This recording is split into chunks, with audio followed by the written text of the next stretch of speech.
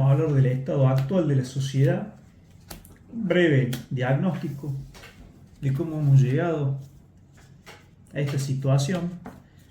Voy a comenzar con una frase del famoso padre Castellari: amar la patria es el amor primero y es el postrero amor después de Dios, y si es crucificado y verdadero ya son un solo amor, ya no son dos. Y esta frase condensa perfectamente lo que es la cosmovisión y las más hondas convicciones de este grupo que inicia ahora, de podcast, de nosotros. Es decir, un patriotismo acendrado, un nacionalismo claro, fuerte, y un catolicismo fervoroso, catolicismo de índole tradicional. Y con ese prisma católico y nacionalista, tradicionalista, vamos a analizar el estado actual de esta sociedad que es moderna y occidental. Obviamente nos circunscribimos a nuestra sociedad. Mira la carta que te pongo ahí. Envidia. No quiero. Bueno. Truco y te vas. No quiero. Bueno, yo por supuesto que lo que me interesa es analizar la sociedad en la que nos ha tocado nacer y vivir, en el occidente moderno.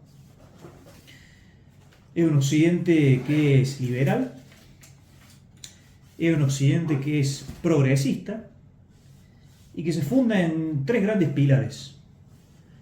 El primer pilar político es el pilar de la democracia liberal, ya hegemónica, ya convertida en un dogma, una religión laica, en un mundo que ya no tiene una religión verdadera, sino un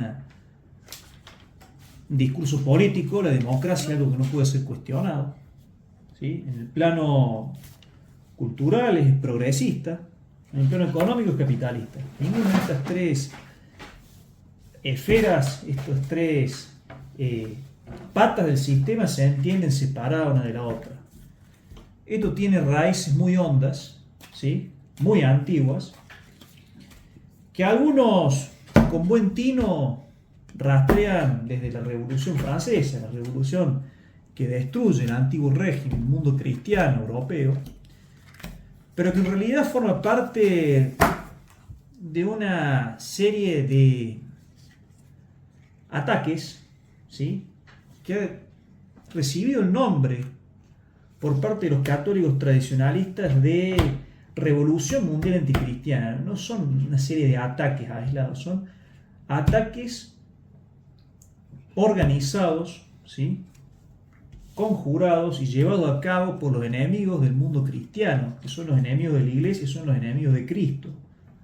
Y esto es muy importante tenerlo en cuenta. La revolución mundial anticristiana es lo que explica por qué tenemos la sociedad que tenemos hoy, sociedad moderna, sociedad capitalista, progresista y democrática. La revolución mundial anticristiana comienza, por supuesto, con el deicidio. Esto es muy importante tenerlo en cuenta. El deicidio es un acto malévolo, es un acto perverso, el primer gran acto anticristiano, es decir, la muerte de Dios Hijo, nuestro Señor Jesucristo, nuestro Divino Redentor, a manos de los judíos, ¿sí? A manos del Sanedrín, y ejecución que por supuesto llevó a cabo materialmente los romanos por la defección y la cobardía de Poncio Pilato. Pero en ese momento ya comienza el antagonismo, incluso antes, pero en ese momento se manifiesta el antagonismo fervoroso, ¿sí? De nuestros enemigos preternatural, que es el demonio, y el enemigo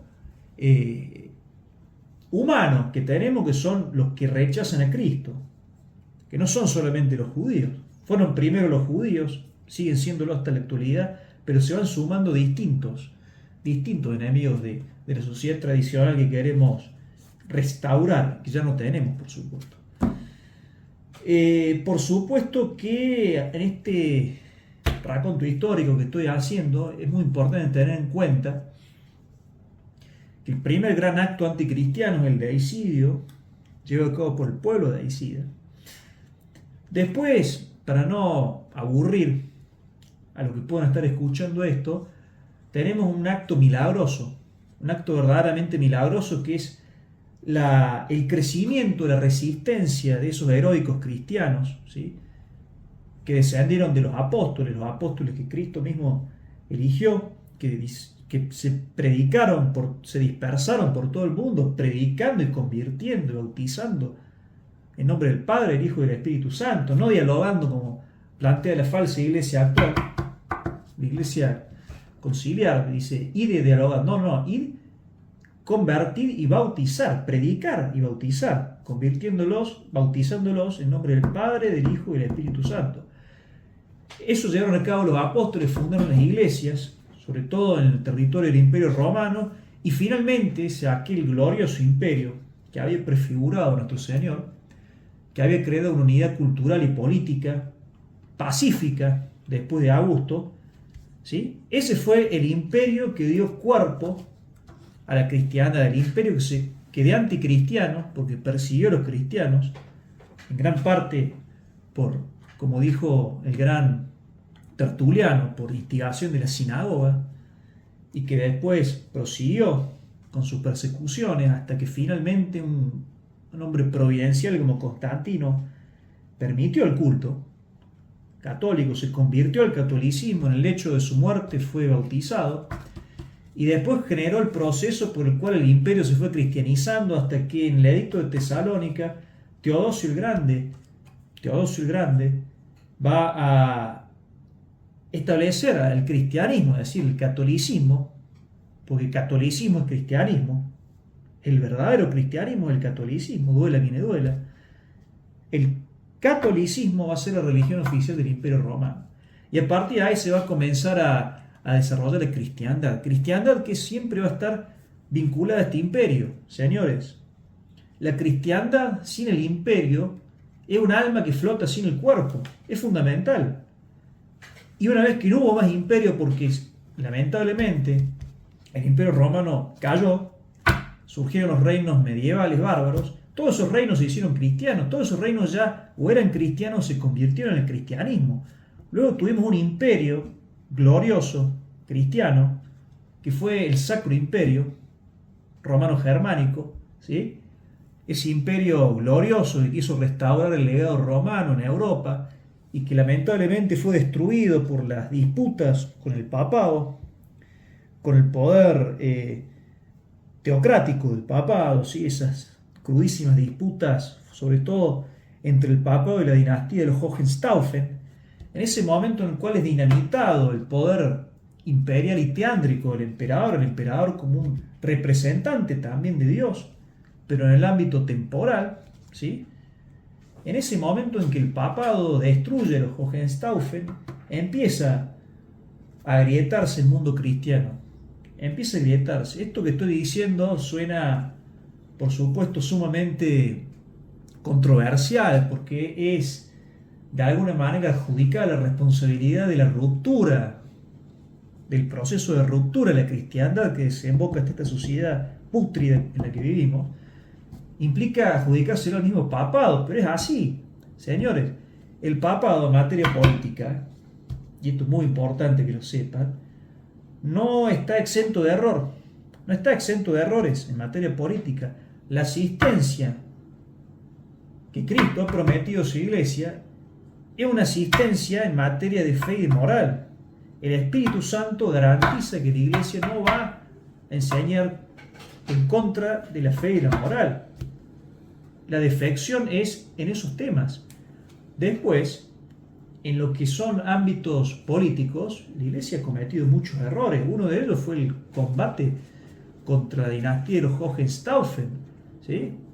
Contra el poder político sacralizado, imperial, en provecho del poder papal. Esto terminó destruyendo el imperio e incluso terminó produciendo el lamentable hecho de que el poder papal, para no subordinarse al emperador o para no querer cooperar con el emperador, ¿sí? Terminó de alguna manera completamente subordinado, ¿sí? Al rey de Francia. Esto del siglo XIV. Eso produce el drama del papado en Aviñón y el posterior cisma occidental. Cisma porque se elige un papa en Aviñón y otro papa en Roma, luego de que el papa en 1377 había decidido volver después de 70 años hacia Roma, y la curia romana elige a un papa en Roma. Tenemos un cisma en Occidente, la mitad de los reinos cristianos de Europa apoyan un papa, al de Roma, y la otra mitad al papa de Aviñón. Esto, por supuesto, es una calamidad que destruye en gran medida el prestigio del papado. Y esto se lo puede adjudicar por esta destrucción del poder imperial. El verdadero poder imperial, que fue, por supuesto, el poder imperial legítimo sucesor de Roma, que es el Sacro Imperio, instaurado primero por Carlomagno, por supuesto, que recibe el título por parte de León III, emperador de Roma, en el año 800, y luego restaurado por Otón hacia el año 962. No vamos acá a tocar el tema de Bizancio, puesto que Bizancio, si bien fue legítimo heredero de Roma, por supuesto, Constantino edificó Constantinopla o Constantinópolis precisamente para edificar de cero una sociedad cristiana, cosa que no podía hacer en una Roma todavía muy paganizada. Estamos hablando comienzo del siglo IV. Pero, y si bien el emperador bizantino tuvo una importancia sublime en lo que fue la construcción de la cristiandad, en ese comienzo, incluso los primeros concilios ecuménicos convocados por los emperadores, es decir, emperadores defensores de la ortodoxia, como por ejemplo Constantino, ¿sí? que convoca al concilio de Nicea, ¿sí?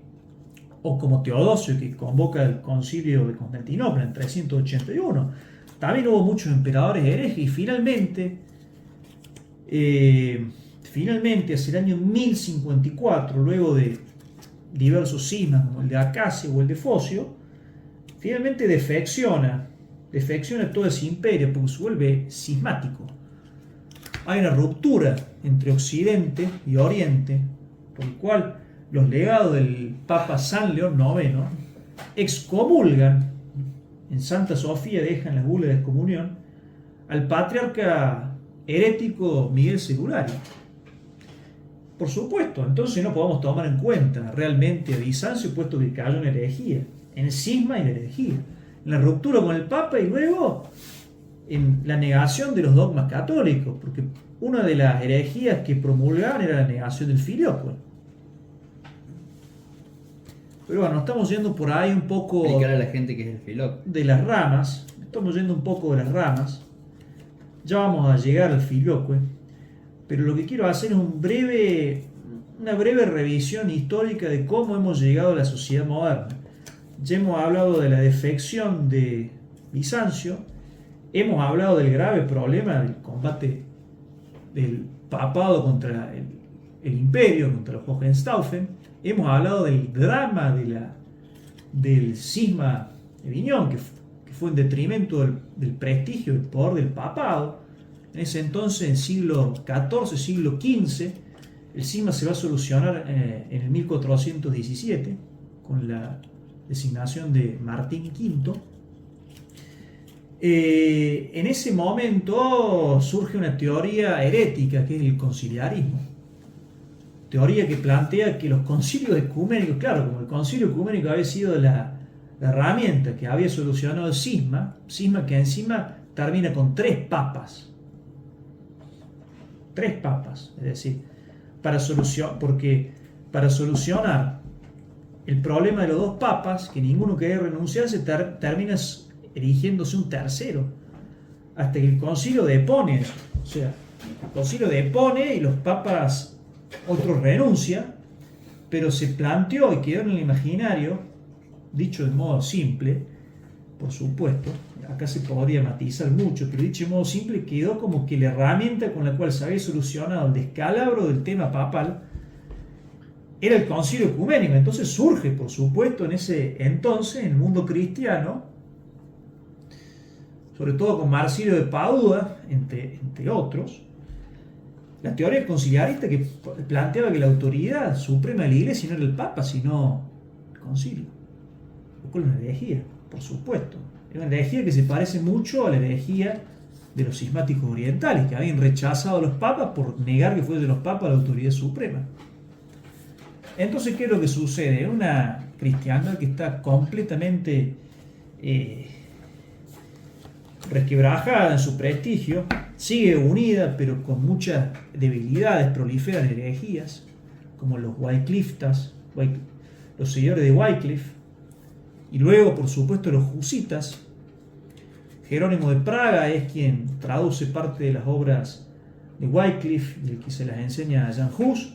Es decir, hay una conexión ahí entre el heresiarca inglés y el heresiarca checo, que representó una catástrofe para la cristiandad del siglo XV. Y finalmente llegamos, por supuesto, a otro momento de resquebrajamiento más conocido, que es el Renacimiento, por supuesto. El Renacimiento en el cual los hombres quieren, bajo el pretexto de volver a la fuente, quieren en realidad rechazar la autoridad de la Iglesia. Eso es muy importante tenerlo claro. Ellos querían ser cristianos, por supuesto, porque estamos hablando de que el Renacimiento, el siglo XV, comienza en el siglo XV.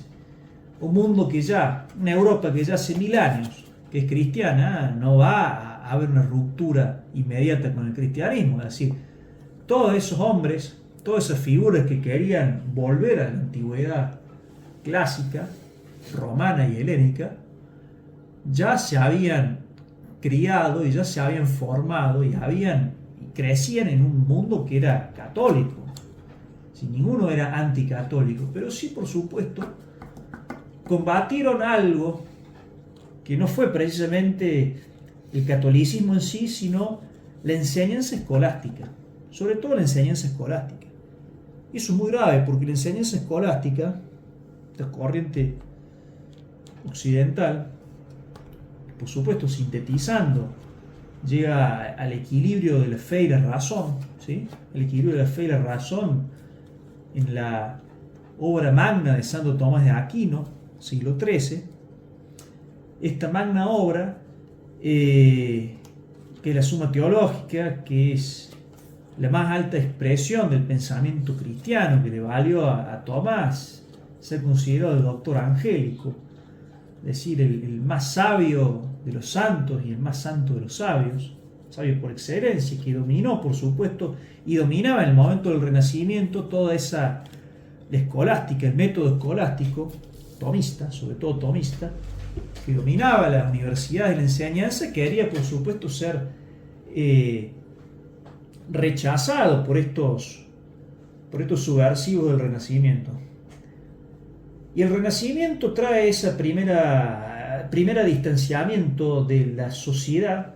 Recordemos que el Renacimiento es un fenómeno de las élites, es decir, de aquellos pocos que en ese entonces podían escribir, que podían leer, ¿sí? Que podían desarrollar vida intelectual. Esas figuras de la alta sociedad, que eran los líderes renacentistas, empiezan, quizá involuntariamente, pero empiezan a resquebrajar la cristiandad. En este marco que ya he dicho, este marco de que ya había habido un cisma en Occidente, con 3 antipapas, que ya había habido la disputa y la destrucción del poder imperial en Occidente. El imperio subsistía, pero era un pálido reflejo de lo que había sido y de lo que debió haber sido, por supuesto. Y en este contexto de renacimiento, siglo XV, siglo XVI, tenemos que acá sí estalla la primera gran ruptura que demuele en parte el edificio de la cristiandad, y lo demuele casi por la mitad. Es decir, tenemos la revolución, la rebelión protestante, cabezada por Lutero, primero por Lutero, por Zwinglio, luego por Calvino, que en Inglaterra va a tener un efecto particular, puesto que el rey, un rey tiránico como Enrique VIII, que había sido designado por la Iglesia como defensor fidei, por su rechazo, por su refutación de las herejías luteranas, ese mismo rey, por no haberle el Papa concedido su divorcio, ¿sí? Con Catalina de Aragón, ese rey se separa del Papa, funda la iglesia anglicana cismática, con él como jefe, y después de la muerte de ese rey, que va a asumir la gran reina María, que va a restablecer el catolicismo, pero va a tener, por desgracia, va a morir a los 5 años. Después de ese momento que asume Eduardo VI, el partido protestante de Inglaterra va a protestantizar Inglaterra y va a convertir Inglaterra en el bastión del protestantismo. Esto es muy importante tenerlo en cuenta. Inglaterra es el verdadero bastión del protestantismo. Si bien surge en el Sacro Imperio, es decir, en Alemania, lo que hoy conocemos como Alemania, porque de ahí era Lutero y de ahí los principados, el grueso de los principados del centro y del norte se adhirieron a la Reforma. Como ha dicho Belloc, que es muy importante tenerlo en cuenta, Belloc ha dicho algo que es muy importante. La civilización europea y Europa es el Imperio Romano bautizado y transfigurado.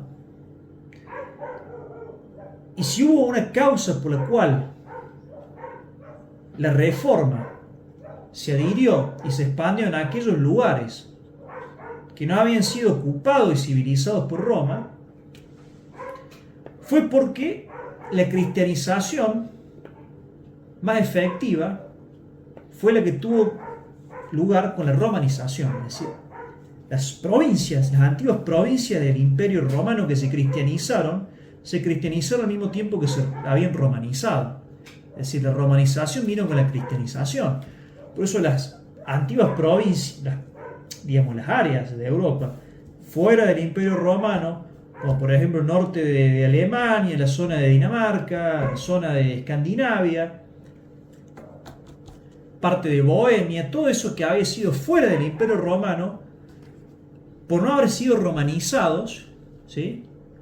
Por no haber conocido la civilización romana, sino cuando abrazaron el cristianismo, porque la iglesia es lo que mantiene el tesoro romano y lo que romaniza. Por eso la iglesia es... El cristianismo verdadero es teántrico, señores, es un cuerpo y un alma. Es decir, transmite el alma cristiana, el verdadero mensaje de Cristo, por supuesto, la verdadera doctrina de Cristo, fundada en la escritura y en la tradición y la escritura, mejor dicho, y en el magisterio, ¿sí? Y en ese cuerpo que es la romanización, el derecho romano, las instituciones romanas. Todas esas provincias que se adhirieron 1000 años después a la Reforma, todas esas, salvo una, habían sido foráneas del Imperio Romano, no habían sido zonas no romanizadas, bárbaras, completamente bárbaras.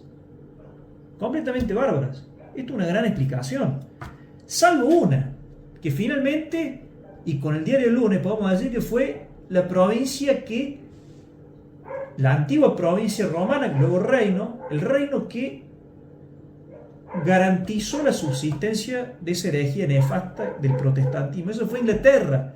Inglaterra, de todo lo que habían sido provincias romanas, fue la única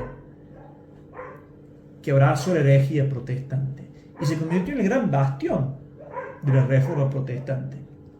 Por supuesto, no era ni luterana ni calvinista, era anglicana, y el anglicanismo es la estructura de los católicos, si uno quiere, parte de los ritos, parte del cuerpo episcopal, ¿sí? Lo externo, pero con un contenido calvinizante. Contenido calvinizante que está en los 39 artículos. El anglicanismo es una pérfida herejía, pero una herejía que se demostró la más fuerte, porque incluso en la guerra de los 30 años del siglo XVII, las fuerzas del imperio y las fuerzas de España estuvieron a punto de derrotar a las fuerzas protestantes. Y si bien Inglaterra se mantuvo alejada de ese conflicto, estamos hablando de la guerra de 1618, 1648, Inglaterra se mantuvo alejada, Inglaterra se mantuvo como el gran bastión del protestantismo. Y esto es muy importante tenerlo en cuenta, porque una vez que sucede la lamentable debacle española, de la monarquía hispánica, en el siglo XVII, hay una potencia europea que empieza a ascender a paso agigantado y que empieza a dominar el mundo lentamente. ¿Y cuál es esa potencia? Inglaterra. ¿Y qué religión tiene esa potencia? El protestantismo. Entonces tenemos que, en ese momento de declive del poder hispánico, que implica el declive del poder católico, ¿sí?, en beneficio de los protestantes, por supuesto, en lo que es el poder político, ¿no? Es decir, el catolicismo, muy fuerte, cuando las principales potencias de Europa eran las potencias católicas. Después, con el declive de España, la defección de Francia, porque Francia, recordemos, señores, de que en el siglo XVI tiene guerras civiles, terribles guerras civiles, muchas guerras civiles, que son pacificadas por la asunción de este rey pérfido y herético, que si bien abjura de su herejía, estamos hablando de Enrique IV Borbón, abjura de su herejía, se convierte al catolicismo, establece el nefasto edicto de Nantes, de 1598, que establece una tolerancia con la herejía. Si bien mantiene el catolicismo como religión oficial, tolera y reconoce completos derechos civiles y políticos a los hugonotes, es decir, calvinistas franceses. Eso no era un verdadero príncipe católico, eso era una porquería, un acomodado, un traidor. Por eso Francia no es verdaderamente una potencia católica, militante, como lo fue la monarquía hispánica, por eso no la cuento. Por supuesto que España conquistó un continente para la fe católica y por ello tenemos su... Efectivamente, estaba preparado todo por la eclosión que se produjo. Ya dijimos cómo Inglaterra se convierte en el bastión del protestantismo, cómo Inglaterra a partir del siglo XVII empieza a ascender como gran potencia, se consolida como gran potencia después del desastre de la guerra de sucesión española, en donde, si bien triunfa el propósito del rey Sol Luis XIV de colocar uno de sus descendientes en el trono de España y derrotar así al pretendiente Habsburgo, esto lo hace en detrimento de la hegemonía francesa. En el siglo XVIII ya la potencia hegemónica en Europa es Inglaterra. Inglaterra va a ser la sede de la masonería en el siglo XVIII, 1717, digamos la fecha oficial de aparición de la masonería. Fuerza anticristiana, radicalmente anticristiana. Más anticristiana todavía que la reforma protestante, porque por lo menos la reforma protestante decía ser cristiana, por más que no lo fuera. La masonería, la ilustración, el deísmo, proyecto de tolerancia, de laicismo, de secularización, ¿sí?, de conocimiento racional despojado de lo sobrenatural, despojado por supuesto de la autoridad de la Iglesia. Esto configura el paradigma ilustrado propio de las élites, ¿sí?, europeas, francesas, el peluquín. Todo esto ya es el momento en el cual se ha pasado ya a una sociedad que ya no es el antiguo régimen, verdaderamente. Si bien, por supuesto, se mantiene el caparazón del antiguo régimen en Europa, sobre todo en Francia, una monarquía que es católica, oficialmente católica. En gran parte esa monarquía católica participa de estas ideas de la Ilustración, ideas que después le terminan costando la cabeza, literalmente, al monarca Luis XVI y a su esposa, María Antonieta de Habsburgo. Esto es la conclusión la consecuencia necesaria de esos ideales tan revolucionarios, esos ideales tan nefastos, ¿sí? Que son los ideales que en última instancia del progreso indefinido, de la razón despojado de lo sobrenatural, de la entronización definitiva del hombre, proceso que comienza con el Renacimiento, este antropocentrismo, pero que se radicaliza con la Ilustración, entre otras cosas va a producir ya este mundo moderno que es hijo de la Revolución Francesa, a su vez hijo de esta Ilustración, ideales que va a llevar a cabo a través de los cañones Napoleón Bonaparte. Napoleón va a salvar la revolución cuando ésta se encontraba perdida porque había degenerado en un río de sangre, producto del gobierno del terror, de Robespierre, de Danton, el Comité de la Salud Pública, es decir, esta dictadura tenebrosa, asesina, de franceses y de cristianos, sobre todo de cristianos, de católicos. Por eso se va a crear la guillotina, con un método de ejecución rápido, eficaz, barato. Cuentan las crónicas que en Francia, que en las calles de París se sentía un olor nauseabundo a tanta sangre que había derramada en las plazas centrales. Es decir, las matanzas eran cotidianas hacia 1793, el periodo 1794, ese periodo de terror. Napoleón va a subir un golpe de Estado hacia 1799, si mal no recuerdo. Va a consolidarse como una figura autocrática que, si bien por supuesto va a salir de este terror jacobino, va a ser quien efectivamente encabece esos principios revolucionarios de los cuales él fue hijo y seguidor, y de los cuales nunca se apartó. Lo va a llevar hacia toda Europa. Va a ser el gran conquistador de gran parte de Europa. España, Alemania, parte de Italia, es decir, va a llegar hasta Rusia.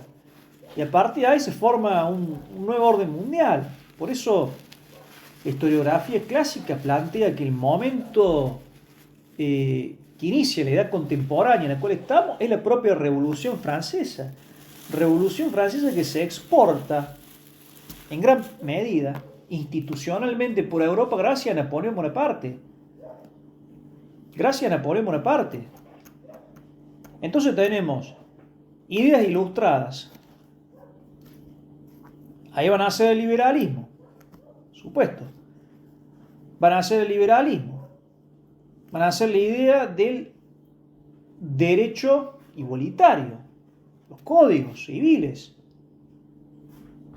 El paradigma que ya era de Montesquieu, el paradigma de la separación de los poderes, ¿sí? El paradigma de la destrucción, ¿sí?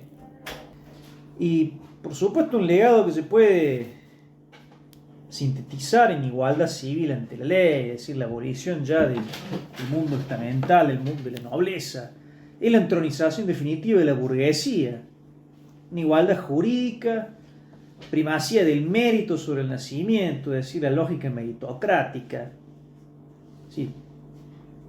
Soberanía del Estado fuerte y racional, uniformidad legal, fiscal administrativa, laicización y subordinación de la Iglesia, Estado secular,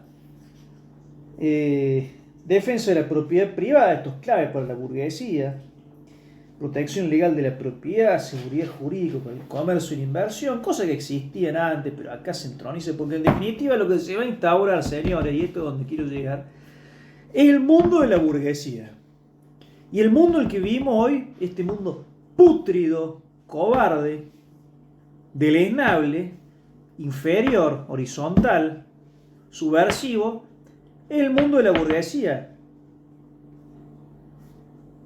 La cristiandad era el mundo, políticamente el mundo de la nobleza y el mundo de la monarquía, el mundo de la iglesia. Ahora no, ahora es una sociedad de burgueses. Parte por los principios, fundamentalmente, por los principios revolucionarios de la Revolución Francesa, llevado a cabo por Napoleón. El liberalismo, señores, el liberalismo. Políticamente, si bien Napoleón no era democrático, por supuesto que no lo era, pero políticamente en el siglo XIX van a ir ganando tracción los principios democráticos en Europa, principios democráticos. Es decir, las monarquías que quedan van a ser monarquías parlamentarias a la inglesa, es decir, verdaderas repúblicas con un rey como una figura decorativa, donde van a gobernar estas oligarquías representadas en esos parlamentos, ¿sí? Y donde, por supuesto, el rey no va a cumplir ninguna función importante, quedando como una figura meramente protocolar, por supuesto. Ahí sí que hay una ruptura con el viejo orden. El viejo orden va a quedar entroncado básicamente en el Imperio Ruso.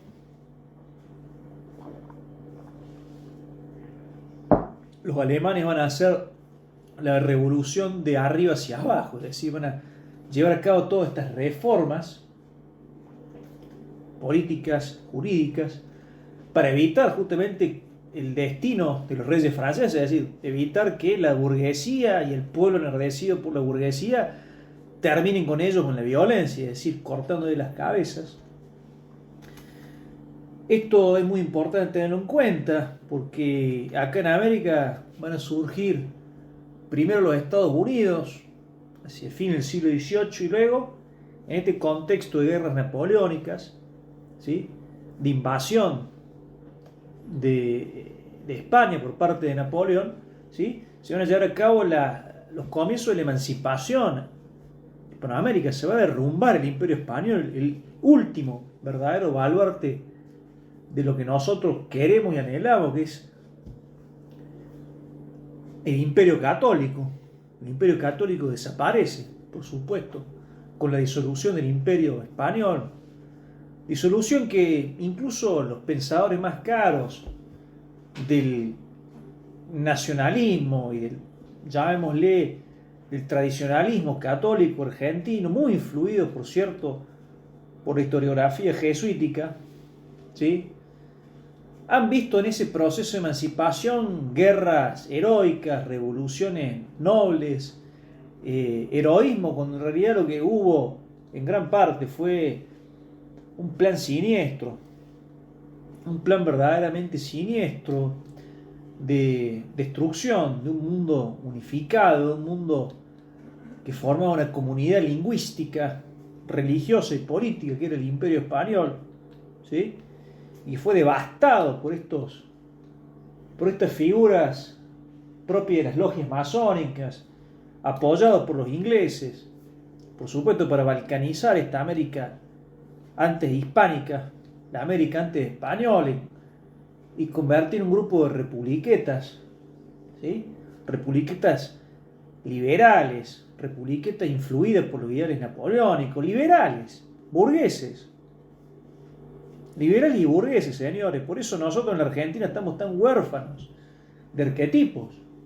Estamos huérfanos de arquetipos. Nosotros nunca fuimos verdaderamente una patria católica, sino en un momento determinado que evitamos desaparecer como patria soberana gracias al ilustre restaurador gobernador Juan Manuel de Rosas, verdadero y único, quizá, arquetipo de lo que nosotros pretendemos para la Argentina,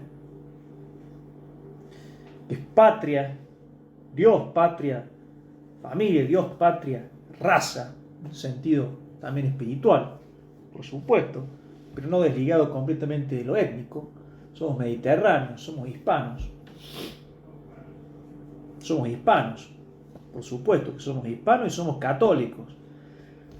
Pero estas revoluciones, que si bien conservaron algo del legado católico, Argentina por supuesto lo conservó brillantemente el prócer Juan Manuel de Rosas.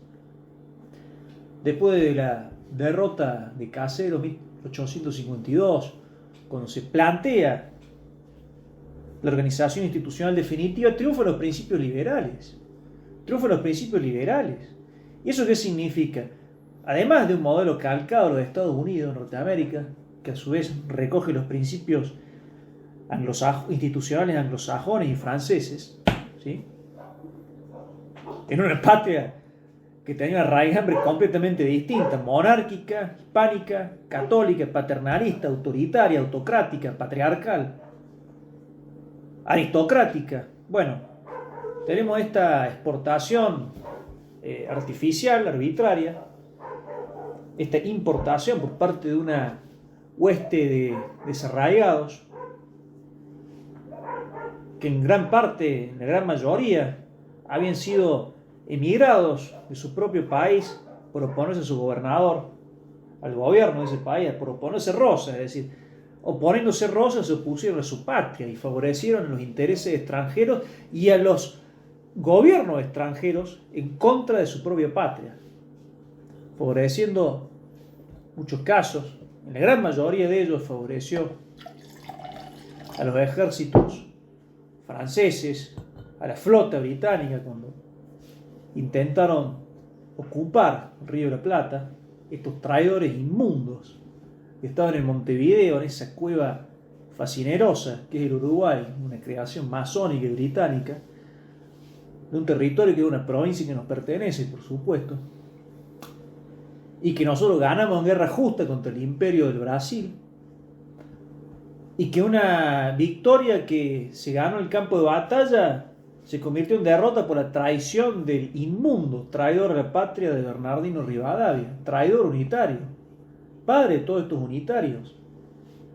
Y es una lástima, y es algo, si se quiere, poético, que el sillón donde se sienta el presidente de este país lleve el nombre de ese infame traidor a la patria que fue Bernardino Rivadavia, ser inmundo, despreciable.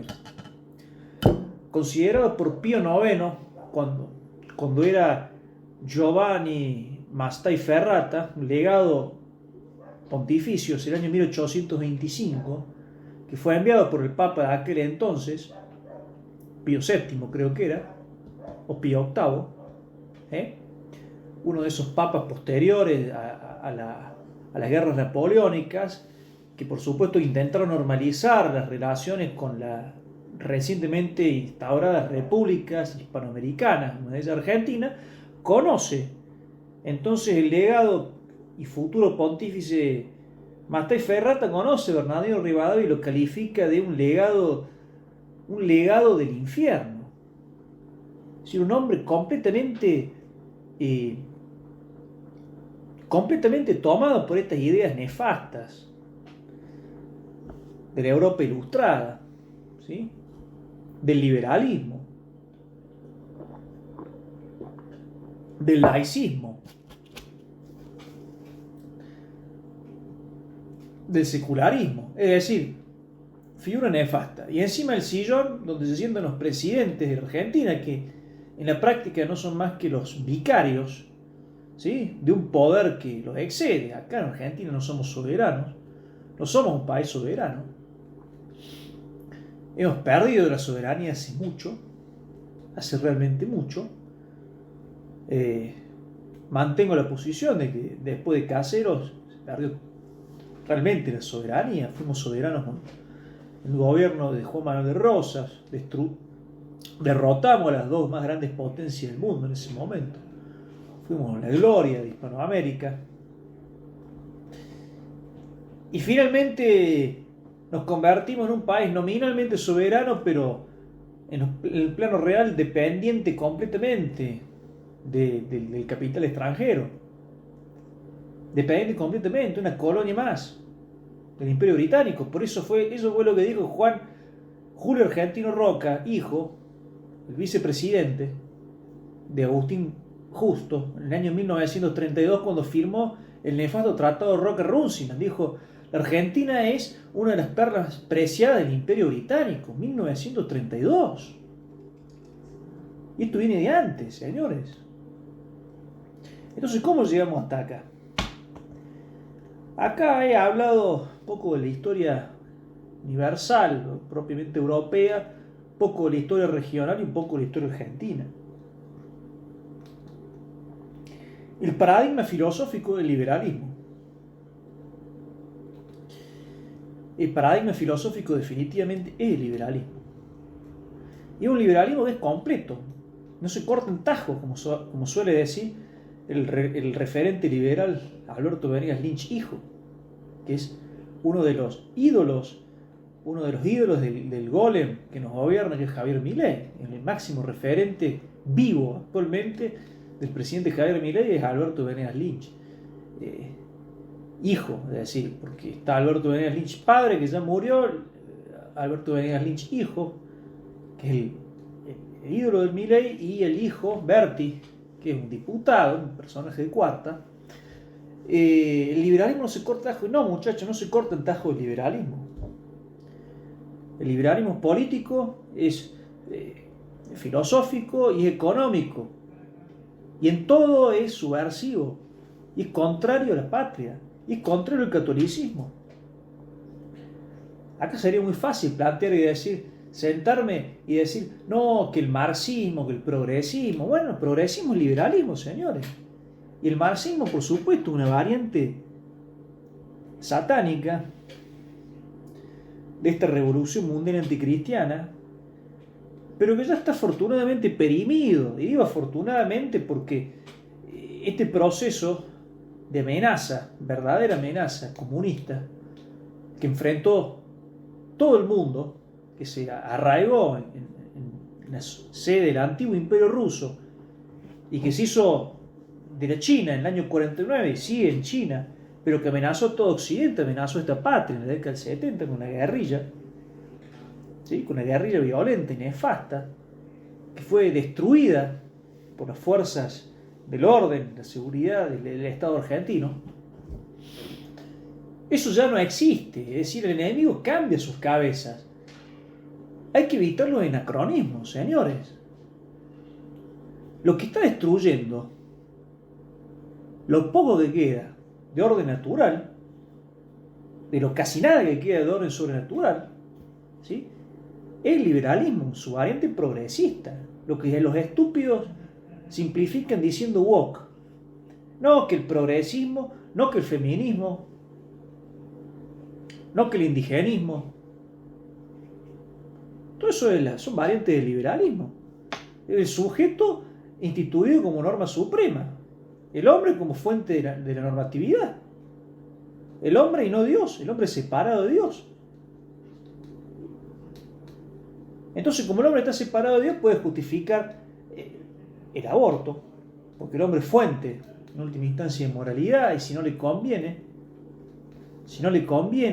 o si le repercute negativamente en su vida laboral, en su vida privada, en su vida de placer, puede evitar con métodos anticonceptivos la procreación, o puede liquidar a su prole, ¿sí?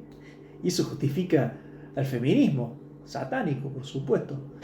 Y también tenemos el indigenismo, que es una forma de destruir lo poco que queda de las identidades europeas y cristianas. El indigenismo actualmente es una variante anticristiana y por supuesto antiblanca de la subversión. Y acá está el poder judío detrás, muchachos, no nos hagamos los tontos. No nos podemos hacer los tontos, está el judaísmo, el poder judío masónico, el Talmud. ¿No les sorprende que el grueso absoluto, por no decir la totalidad, de los padres de estas doctrinas que llamamos hoy por hoy woke y que queremos reducir a Netflix, queremos reducir a los sectores progresistas del Partido Demócrata, sean autores de origen judío de la escuela de Frankfurt, los que preconizaron esta subversión cultural, este llamado marxismo cultural, que en el fondo es liberalismo? ¿Sí? Adorno, Gramsci, Horkheimer, todas estas figuras nefastas, las teóricas del feminismo, Judith Butler, Shirley Firestone, feministas judías, ¿no les llama la atención? Teóricas del feminismo, del indigenismo, de las leyendas negras que nos quieren hacer renegar nuestras raíces hispano-criollas. En gran parte, por supuesto, el judaísmo fue parte de esta leyenda negra. No solamente fue el judaísmo, fueron los ingleses, los holandeses, ¿sí? Pero también los judíos que habían sido expulsados de España y que odiaban al Imperio Español, Entonces tenemos que el feminismo, el indigenismo, estas fuerzas woke, este progresismo rampante, extremo, Netflix dominado por judíos, Google dominado por judíos, Google que en su icono va a poner cualquier tipo de celebración estúpida de manera conmemorativa, pero el día de Pascua no va a poner nada, por ejemplo, ¿no? Por supuesto. Es radicalmente anticristiana, como el judaísmo, ¿no? Que es radicalmente anticristiano. Esta censura colosal que cae sobre nosotros, sobre los católicos, sobre los que defendemos nuestra identidad nacional y nuestra identidad religiosa frente a los enemigos, en última instancia se remontan al poder judío, señores. Estas fuerzas van a ser perseguidas, bastardeadas, arruinadas en su vida profesional, en su vida particular, destruidas sus reputaciones, cortados sus fondos de subsistencia, sus ingresos, en lo posible, dinamitado de la vida civil y, si es necesario, eliminado físicamente. Y la prensa la manejan ellos, señores.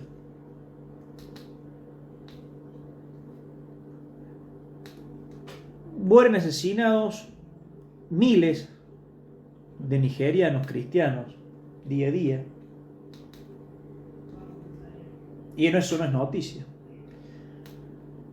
Ahora resulta que en el transcurso de la guerra de Rusia y de Ucrania, donde por supuesto murieron y han muerto decenas de miles, si no cientos de miles de cristianos blancos, perdón que hablen estos términos, en esa guerra cruentísima, un misil ruso fue desviado por las fuerzas ucranianas y terminó cayendo en una sinagoga. Y el mundo se paralizó y Rusia tuvo que pedir perdón por haber dañado una sinagoga.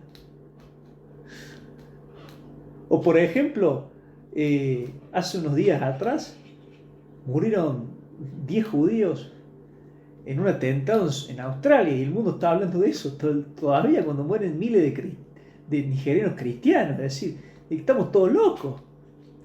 Es decir, hay sufrimientos que importan, que por supuesto son apoyados, son sufrimientos como el sufrimiento de los palestinos musulmanes, que son sometidos a un plan de exterminio total por parte de Israel. Por supuesto los medios no dicen nada al respecto, pero se llega a morir un judío en Australia, en Siberia, en Alaska, en Kamchatka, en cualquier lugar donde el judío sufre opresión, el mundo se paraliza, señores.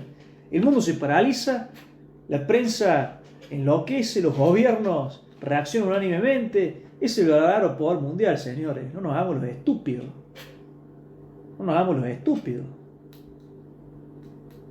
¿De qué estamos hablando?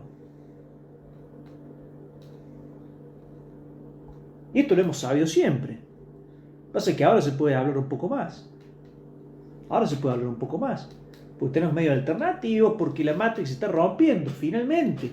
La generación idiota de los boomers, que nacieron después de la Segunda Guerra Mundial, que creyeron el cuento de que el fascismo era todo malo y los aliados todos buenos, que los judíos eran eternas víctimas, de que querían un mundo de amor y paz, ¿sí? Un mundo sin barreras religiosas, políticas. Este mundo, de esta generación idiota, que vivía un mundo de prosperidad que no merecía, de prosperidad material y un mundo de disolución espiritual que legó otras generaciones, igualmente desarraigadas, igualmente burguesas, igualmente vacías por dentro, finalmente generó un proceso de hartazgo y saturación que es la generación Z, la generación nuestra.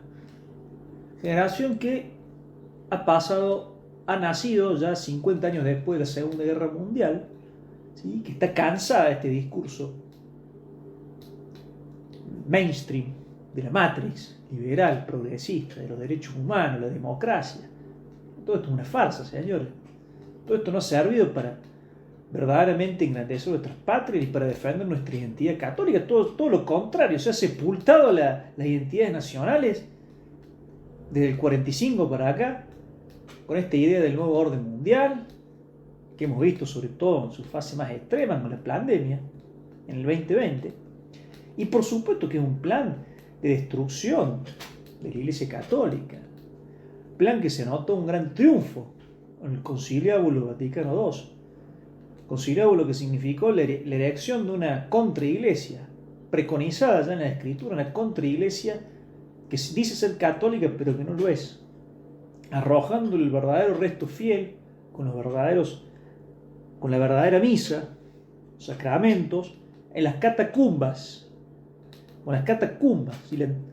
y el precursor del anticristo erigido en la otrora cátedra de la verdad Roma, ocupando materialmente los templos.